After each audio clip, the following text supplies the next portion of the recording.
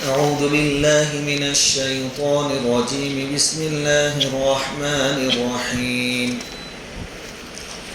إلا الذين تابوا من بعد ذلك وأصلحوا فإن الله غفور رحيم إن الذين كفروا بعد إيمانهم ثم ازدادوا كفرا لن تقبل توبتهم وأولئك هم الضالون إن الذين كفروا وماتوا وهم كفار فلن يقبل من أحدهم ملء الأرض ذهبا ولو افتدى به أولئك لهم عذاب أليم وما لهم من ناصرين صدق الله العظيم. سورہ آل عمران کی 3 آیتوں کی تلاوت کی گئی ہے. گزشتہ کل یہ بات آئی تھی کہ ایک انصاری مرتد ہو گئے تھے، یعنی مسلمان ہوئے واپس مشرک بن گئے تھے. اس کے بعد انہیں ندامت ہوئی، افسوس ہوا، واپس ایمان میں داخل ہو گئے. انہوں نے اپنے بارے میں حضور صلی اللہ علیہ وسلم سے دریافت کروایا تھا کہ مجھے توبہ ملے گی یا نہیں. تو اللہ تعالیٰ نے آیت کریمہ نازل فرمائی تھی إِلَّا الَّذِينَ تَابُوا مِن بَعْدِ ذَلِكَ وَأَصْلَحُوا، کہ گناہ ہو جانے کے بعد جو توبہ کر لیں اور اپنے گناہ کی اصلاح کر لیں، عمل کو درست کر لیں، تو اللہ تعالیٰ اس کی توبہ کو قبول فرمائیں گے. فَإِنَّ اللَّهَ غَفُورٌ رَحِيمٌ، اللہ تعالیٰ بڑے بخشنے والے، بڑے رحم کرنے والے ہیں. اس کے بعد ہوا یوں کہ ایک جماعت مسلمان ہوئی، پھر واپس مرتد ہو گئی، مشرک بن گئی. پھر تھوڑی مدت کے بعد واپس اسلام میں داخل ہوئے، پھر واپس مرتد ہو گئے. پھر ان لوگوں نے اپنی توبہ کے بارے میں پوچھا، اپنی قوم کے لوگوں کو حضور صلی اللہ علیہ وسلم کے پاس بھیجے اور حضور سے پوچھا کہ ہماری توبہ قبول ہوگی کہ نہیں ہوگی. وہ جو انصاری تھے وہ تو ایک ہی مرتبہ مرتد ہوئے تھے، پھر جو اسلام میں لوٹے واپس مرتد نہیں ہوئے. یہ تو تھوڑی مدت ایمان میں رہتے، پھر کافر ہو جاتے، پھر ایمان میں آتے، پھر کافر ہو جاتے، ایک تماشا بنا لیا تھا. تو اللہ تعالیٰ نے فرمایا کہ ان کی توبہ قبول نہیں ہوگی، کیونکہ اسلام کو انہوں نے ایک تماشا بنا لیا ہے، توبہ کو انہوں نے ایک مذاق بنا لیا ہے. ایسے لوگوں کی توبہ قبول نہیں ہوتی. اور یہی قاعدہ تمام انسانوں کے لیے ہے کہ توبہ کرنے کے بعد اپنے عمل کی اصلاح کر لے تو توبہ قبول ہوگی. لیکن اگر بار بار ادھر پلٹتے رہے یہاں تک کہ موت کی نشانیاں ظاہر ہو جائے، آدمی کا وقت ختم ہو جائے اور موت کے فرشتے اس کو نظر آنے لگے، پھر وہ کہے کہ میں توبہ کرتا ہوں، تو اللہ تعالیٰ پھر اس وقت توبہ قبول نہیں فرماتا. اس کو اللہ تعالیٰ نے قرآن میں سورہ نساء کے اندر نقل فرمایا ہے، وَلَيْسَتِ التَّوْبَةُ لِلَّذِينَ يَعْمَلُونَ السَّيِّئَاتِ، کہ ان لوگوں کی توبہ قبول نہیں ہوگی جو گناہ پر گناہ کیے جاتے ہیں. حَتَّى إِذَا حَضَرَ أَحَدَهُمُ الْمَوْتُ، یہاں تک کہ جب ان میں سے کسی کے موت کا وقت آتا ہے، قَالَ إِنِّي تُبْتُ الْآنَ، پھر وہ کہتا ہے کہ اب میں توبہ کرتا ہوں. وَلَا الَّذِينَ يَمُوتُونَ وَهُمْ كُفَّارٌ، تو پہلے والے کی بھی توبہ قبول نہیں ہوگی، جو آخری وقت میں توبہ کرتا ہے قبول نہیں ہوگی. اور جو کفر کی حالت میں مریں گے پھر آخرت میں توبہ کریں گے، وہ توبہ بھی قبول نہیں ہوگی. تو توبہ کا وقت کب تک ہے انسان کے پاس؟ اپنی موت کی نشانیاں ظاہر ہونے سے پہلے، سکرات سے پہلے. سکرات کا عالم شروع ہو گیا پھر کسی کی توبہ قبول نہیں ہوگی. آخری وقت میں فرعون نے بھی توبہ کی تھی، اس نے بھی اپنے ایمان کا اظہار کیا تھا جبکہ سمندر میں ڈبکیاں لگا رہا تھا اور اس کو یقین تھا کہ میری موت کا وقت آ گیا. تو اس وقت انہیں کہا تھا کہ بنو اسرائیل کا جو رب ہے میں اس پر ایمان لاتا ہوں. اس وقت بھی ڈائریکٹ میں اللہ پر ایمان لاتا ہوں ایسا نہیں بولا، متکبر آدمی تھا. تو اللہ تعالیٰ نے پوچھا تھا آن اب تو کہتا ہے کہ میں ایمان لاتا ہوں.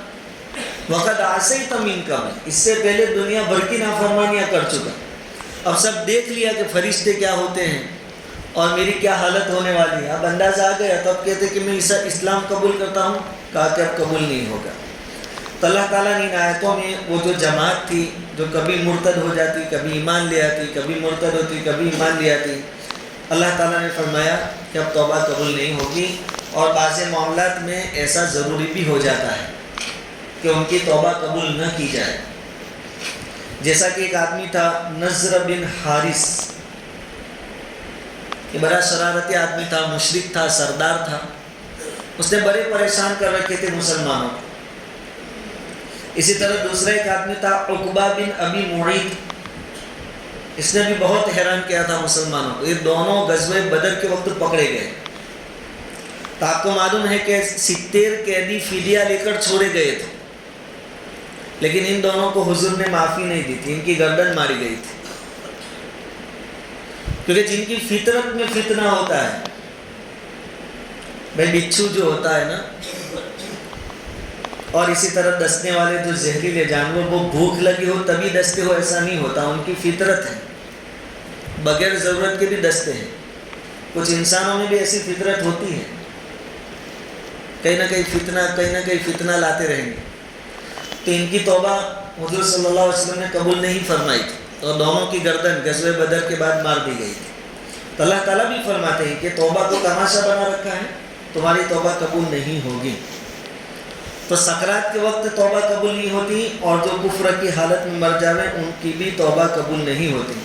اللہ تعالیٰ فرماتے ہیں ان الذین کفروا وماتوا وهم کفار، کہ کوئی آدمی کفر کی حالت میں مر گیا، فَلَن يُقْبَلَ مِنْ أَحَدِهِمْ مِلْءُ الْأَرْضِ ذَهَبًا وَلَوْ افْتَدَىٰ بِهِ، کہ جب حشر کے میدان میں اس کو کھڑا کیا جائے گا اور اس کے لیے جہنم کا فیصلہ ہوگا، اس وقت وہ دنیا بھر کے سونا اور چاندی اپنے چھوٹنے کے بدلے میں دے گا، وہ بھی قبول نہیں ہوگا. یہ تو ایک اللہ تعالیٰ ایک بات بیان فرما رہے ہیں، مثال دے رہے ہیں، ورنہ وہاں تو کسی کے پاس سونا اور چاندی ہونا ہے نہیں. لیکن اللہ تعالیٰ کافروں اور مشرکوں کو کہہ رہے ہیں کہ جس چیز کو جمع کرنے کے لیے تم رکے ہوئے اور اسلام سے دور ہو، مان لو اگر وہ چیز تم کو آخرت میں مل گئی، دنیا بھر کے سونا، پوری دنیا بھر کے سونا، اور پھر تم اپنے آپ کو جہنم سے بچانے کے لیے فدیے میں دینا چاہو گے کہ یہ رکھ لو اور ہمیں عذاب سے بچا لو، کہا کہ تم سے یہ قبول نہیں کیا جائے گا. اسی طرح کسی غیر مسلم نے دنیا میں اچھے کام کیے ہیں، لیکن اس کا آخرت میں کوئی بدلہ نہیں ملے گا. حضرت عائشہ رضی اللہ تعالیٰ عنہ کے رشتہ داروں میں ایک آدمی تھے، اس کا نام تھا عبداللہ بن جدعان.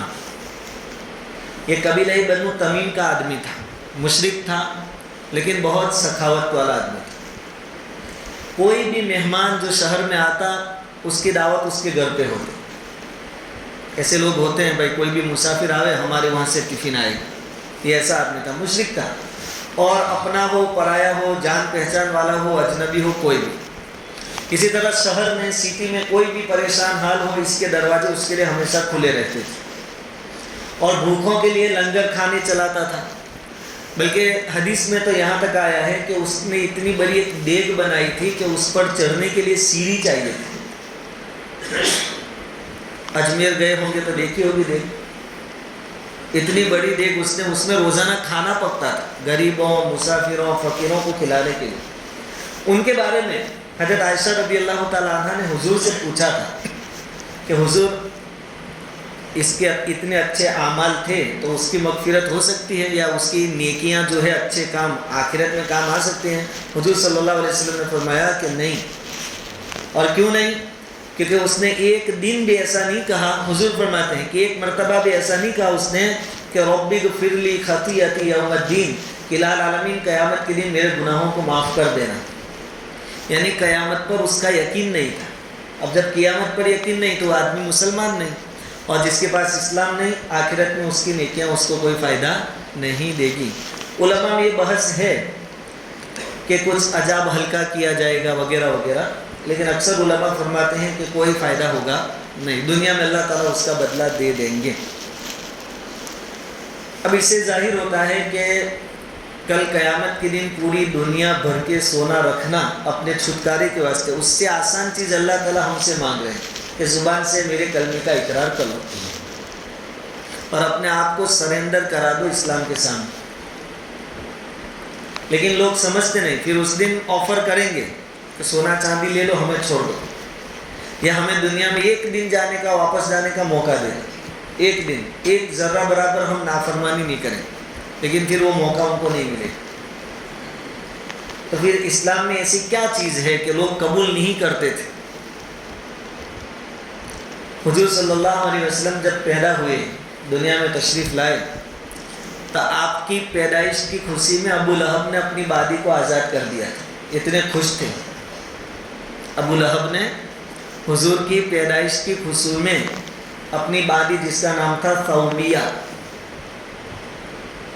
آزاد کر دی تھی۔ لیکن اسی بچے کی پیدائش جس پر اپنی خوشی میں بادی کو آزاد کیا، اسی نے جب بڑے ہو کر دعوت دی، صفا پہاڑی پر چڑھ کے سب کو کہا، تو ابو لہب بھی وہاں تھا اور دعوت دی کہ کلمہ پڑھ لو، عذاب سے بچ جاؤ گے، تو سب سے زیادہ ویرودھ کس نے کیا تھا؟ ابو لہب نے کیا تھا۔ بھائی کیا بات ہے، پیدائش پر تو اتنے خوش تھے کہ اپنی بادی کو آزاد کر دیا، اور اب وہی نوجوان ہو کر، بڑے ہو کر دعوت دیتے ہیں تو آپ ایسے ناراض ہوتے ہیں؟ تاکہ ان کو معلوم تھا کہ اسلام لانے کے بعد سرداری چھوٹ جائے گی ہماری، بلکہ ہمیں خود اسلام کا غلام بننا پڑے گا، اس لیے لوگ ایمان میں داخل۔ اس لیے میں نے تھوڑے دن پہلے بھی کہا تھا کہ دنیا کے کئی بزرگ ایسے ہیں کہ جن کے ہاتھوں پر لاکھوں لوگ مسلمان ہو جاتے ہیں۔ حضور کے ہاتھ پر تو ایسا نہیں ہوا کہ لاکھوں لوگ آئے اور مسلمان ہو گئے، کیونکہ وہ لوگ اسلام کا مطلب سمجھ کر مسلمان ہوتے تھے، اور اب لوگ کیا مسلمان ہوتے کہ کلمہ پڑھ لو، پھر کریں گے تو وہی جو ہم کرتے آئے ہیں، ہمارا رہن سہن طور و طریق وہی رہے گا جو ہم چاہیں گے، خالی کلمہ پڑھ کے مسلمان ہو جائے، یہ بات نہیں تھی۔ تو اللہ تعالیٰ فرماتے ہیں، ایک حدیث ہے امام احمد رحمۃ اللہ علیہ نے نقل فرمائی ہے کہ حضرت انس رضی اللہ تعالیٰ عنہ راوی ہیں کہ نبی کریم صلی اللہ علیہ وسلم نے فرمایا کہ قیامت کے دن اللہ تعالیٰ ایک آدمی کو بلائیں گے جس کے بارے میں جہنم کا فیصلہ ہو چکا ہوگا۔ دیکھو، کافر اور مشرک لوگ دنیا میں مسلمانوں کا مذاق اڑاتے ہیں، اور منافقین بھی وہی کرتے تھے، تو ان کے ساتھ بھی مذاق اڑایا جائے گا قیامت کے دن، ان کے ساتھ بھی مذاق اڑایا جائے گا، ان سے بھی مزے پہلے لیے جائیں گے، پھر دوزخ میں ڈالے جائیں گے۔ اللہ تعالیٰ بلائیں گے ایک کو جس کے بارے میں جہنم کا فیصلہ ہو چکا، وہ آئے گا۔ اللہ تعالیٰ اس سے پوچھیں گے کہ اگر آج تیرے پاس دنیا کی کوئی چیز ہوتی تو عذاب سے بچنے کے لیے وہ چیز دے دیتا؟ یہ کہتا کہ بھائی یہ چیز لے لو لیکن مجھے عذاب سے بچا دو، چھوڑ دو، تو بندہ کہے گا کہ دنیا بھر کر سونا ہوتا میرے پاس، وہ بھی آج عذاب سے چھوٹنے کے لیے میں دے دیتا۔ تو اللہ تعالیٰ فرمائیں گے کہ میں نے اتنا سارا تیرے پاس نہیں مانگا تھا، میں نے اسے کیا مانگا تھا؟ لا الہ الا اللہ محمد رسول اللہ پڑھ لو، اس سے سستی اور آسان چیز مانگی تھی، لیکن تم نے اس وقت شرک کیا۔ اب اگر آج تیرے پاس سونا ہوتا بھی اور تو ہمارے سامنے پیش بھی کرتا تو اللہ تعالیٰ کو تو سونے کی کیا ضرورت ہے، اسی نے تو سب کو دیا ہے۔ اللہ تعالیٰ فرماتے کہ اگر آج تو دیتا تو ابھی قبول نہیں ہوتا، پھر فرشتوں کو حکم ہوگا ان کو ڈال دو دوزخ میں۔ یہ اور زیادہ بندے کی تکلیف کا باعث، کیونکہ اللہ جب پوچھے گا کہ تیرے پاس کوئی چیز ہوتی تو چھٹکارے کے لیے دیتا، تو اس کو ایک امید جگے گی کہ کوئی آپشن نکل رہا ہے ہمارے لیے۔ پھر اللہ تعالیٰ کہیں گے کہ ہوتا اور تو دیتا تو بھی ہم نہیں لیتے، پھر چلو اٹھاؤ اس کو ڈال دو، تو اس کو اور تکلیف ہو۔ سورہ حدید میں اللہ تعالیٰ نے نقل کیا منافقوں کا حال۔ مسلمانوں کا تو کیا ہوگا، مرد اور عورتیں جو ایمان والے ہیں ان کے ساتھ ایک روشنی ہوگی، ایمان کا نور ہوگا جس کی روشنی میں وہ چلیں گے جنت کی طرف۔ تو منافقین ان کے پیچھے پیچھے دوڑیں گے اور کہیں گے کہ رکو رکو، ہم بھی تمہاری ساتھ روشنی میں، ہم بھی جنت تک پہنچ جاؤ، رک جاؤ گا۔ سورہ حدید میں اس کا تذکرہ ہے۔ اب مومن مسلمان بھی ان کے مزے لیں گے منافقوں کے، کہیں گے دیکھو تمہاری روشنی ہے، وہ پیچھے دیوار کے پاس ہے، جاؤ وہاں سے لے لو، وہاں جاؤ تم کو بھی روشنی ملے گی۔ اب یہ بہت خوشی خوشی جائیں گے، پریشان ہوں گے۔ اب جیسے ہی وہاں جائیں گے اللہ تعالیٰ بیچ میں ایک دیوار قائم کر دے گا، باطنہ فیہ الرحمۃ وظاہرہ من قبلہ العذاب، کہ دیوار کا جو حصہ مسلمانوں کی طرف ہوگا وہ تو رحمت ہوگا، لیکن دیوار کا دوسرا جو حصہ ہے جو منافقین کی طرف ہوگا وہ عذاب ہوگا. تو اس طریقے سے ان کو بھگائیں گے مسلمان بھی, ہاں وہاں جا, وہاں روشنی ملے گی, مزے لیں گے مسلمان بھی ان کے ساتھ. اور پھر اللہ تعالیٰ دوزخ میں ڈالنے کے بعد بھی ان سے کہیں گے کہ مزہ چکھو. اب جو تکلیف میں ہو اور اس کو کہے کہ مزہ آ رہا ہے تو پھر اور تکلیف اس کو ہوتی ہے. تو یہ سب کھیل ان کے ساتھ بھی وہاں کیے جائیں گے, یعنی جیسا ان کا عمل تھا ویسی سزا ان کو وہاں دی جائے گی. اس کے علاوہ ایک اور روایت ہے, نبی کریم صلی اللہ علیہ وسلم فرماتے ہیں کہ قیامت والے دن اللہ تعالیٰ جنت میں سے ایک بندے کو اپنے دربار میں لائیں گے اور فرمائیں گے کہ اے آدم کے بیٹے, تم نے جنت کو کیسا پایا؟ بندہ کہے گا کہ اس سے بہتر دنیا اور اس سے بہتر جگہ میں نے کبھی نہیں دیکھی, کوئی جگہ نہیں ہو سکتی اس سے بہتر. اللہ تعالیٰ فرمائیں گے کہ بندے مانگ, تجھے کیا چاہیے؟ اور کچھ چاہیے؟ بندہ کہے گا کہ ایک چیز چاہیے کہ آپ مجھے دنیا میں بھیجیے اور 10 زندگیاں دیجیے. 10 بھائی کیا کام ہے 10 زندگیوں کا؟ کہ میں 10 زندگیاں آپ کے راستے میں یعنی جہاد میں شریک ہو کر شہید ہونا چاہتا ہوں, کیونکہ شہیدوں کا وہاں جو اکرام ہوگا سب سے الگ کوالٹی ہوگی. شہیدوں جنہوں نے اللہ کے دین کے خاطر اپنی گردنیں کٹوا دی, جان مال لوٹا دی, ان کو سب سے الگ اکرام اور اعزاز دیا جائے. تو بندہ کہے گا کہ میری یہ تمنا ہے اگر پوری ہو جائے کہ مجھے 10 مرتبہ دنیا میں بھیجا جائے, میں 10 مرتبہ تیرے راستے میں شہید ہونا چاہتا ہوں, کیونکہ اس کی اکرام بہت ہوتا ہے. اللہ تعالیٰ فرمائیں گے کہ وہ سارا سسٹم ہم نے ختم کر دیا, پورا تمہارے امتحان کے خاطر تھا. یہی تو وجہ ہے کہ مرتے مرتے صحابہ کیا بولتے تھے, فزتو ورب الکعبہ, کعبہ کے رب کی قسم میں کامیاب ہو گیا. اب وہ مر رہے ہیں لیکن کیا کہہ رہے تھے؟ ہم کامیاب. اور وہ تو صحابہ تھے, حضور کا زمانہ پایا تھا. آج بھی لوگ موجود ہیں, فلسطینی لوگ ہیں. فلسطینی اگر اپنی جان بچانا چاہتے تو مسجد اقصی ان کے حوالے کر دیتے, ہاتھ اٹھا لیتے کہ بھائی جب اتنے عرب ممالک ہیں, اتنے سارے ہمارے سلطنت والے دیش ہیں, ملک ہیں, ان کو نہیں پڑی تو ہمیں کیا پڑی. لیکن نہیں, مسجد اقصی میں کبھی بھی فائرنگ شروع ہو جاتی ہے یہودیوں کی طرف سے, کبھی بھی پتھر مارے جاتے, لیکن وہ ہٹ نہیں رہے وہاں سے. 2-2 لاکھ لوگ نماز پڑھ رہے مسجد اقصی کے آس پاس آج کے دنوں میں. اور بچہ پیدا ہوتا ہے وہاں سے, وہاں کی ماؤں کی ایک تمنا ہوتی ہے کہ میں شہید کی ماں بنوں.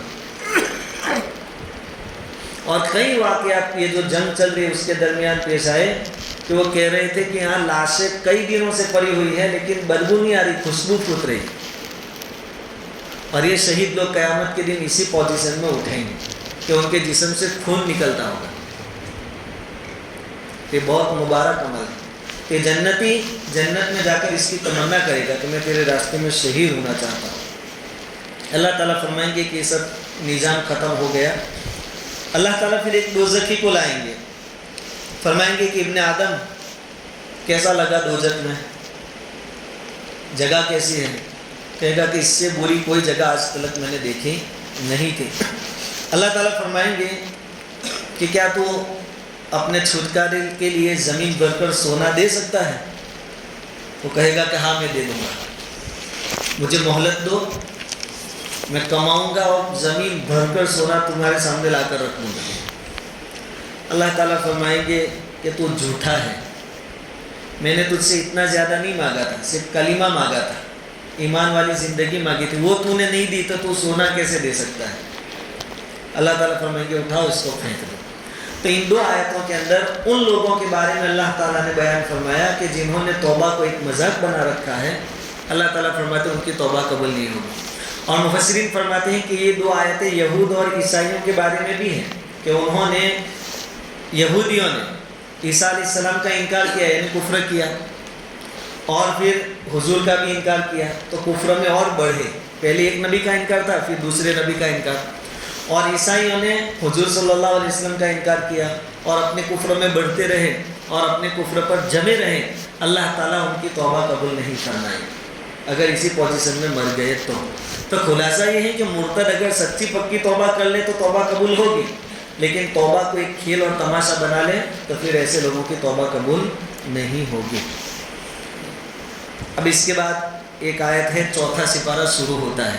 ہم نے جب یہ شروع کیا تھا تیسرا سپارہ آدھے سے پہلے 2 رکوع سے شروع ہوا تھا، آج 3 سپارے پورے ہوئے، تو انشاءاللہ آخری آیت کا درس آئندہ کل سنیں گے اور آئندہ کل انشاءاللہ دعا کر لیں گے۔